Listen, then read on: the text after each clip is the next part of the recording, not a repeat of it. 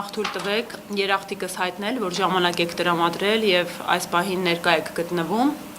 Ասուլիսի հրավիրելու նպատակը առաջնային այն էր, որ իրազեկենք մեր հանրությանը, որ իդեմ պարլամենտարիզմի զարգացման միջազգային կենտրոնի մենք կենտրոնական ընտրական հանձնաժողովի կողմից արտոնագրվել ենք իրականացնելու դիտորդական առաքելություն կայանալիք նոյեմբերի 16-ին կայանալիք վաղարշաբաթ համայնքի ավականու համամասնական ընտրություններում։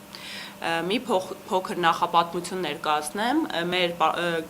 հասարակական կազմակերպությունը, պարլամենտարիզմի զարգացման միջազգային կենտրոնը արդեն բավականին փորձառություն ունի այս բնագավառում։ Մենք դիտորդական առաքելություն ենք իրականացրել 2021 թվականի ազգային ժողովի համամասնական ընտրություններին, դրանից հետո Երևան եւ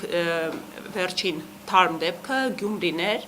ընդ որում Գյումրու մասին երևի թե խոսելիքը շատ է, որովհետև եթե 2021 թվականի համամասնական ընտրություններին հազարավոր ընտրատեղամասերի պայմաններում մենք ընդամենը ներկայացվածություն ունեինք 3 տասնյակ, շուրջ 3 տասնյակ տեղամասային կենտրոններում, բայց անգամ այդ պարագայում 100-ից ավել ընտրախախտում ենք արձանագրել, Գյումրու պարագայում պատկերը այլ ստացվեց, որովհետև Գյումրիում մենք գրեթե բոլոր տեղամասային կենտրոններում ոչ միայն ներկայացվածություն ունենք, այլև կրկնակի ներկայացվածություն ունենք։ Դրա շնորհիվ ոչ միայն արձանագրում ենք տեղի ունեցող ընտրախախտումները, այլև բավականին կանխարգելիչ բնույթ ունեցավ մեր գործունեությունը։ Բնականաբար ինչ է դիտորդական առաքելությունը, ինքը ընտրական գործընթացի ամենաքիչ լիազորություն ունեցող մասնակիցն է, բայց հենց բառը հուշում է, հա, դիտորդը հետևում է ընտրական գործընթացի օրինականության պահպանմանը,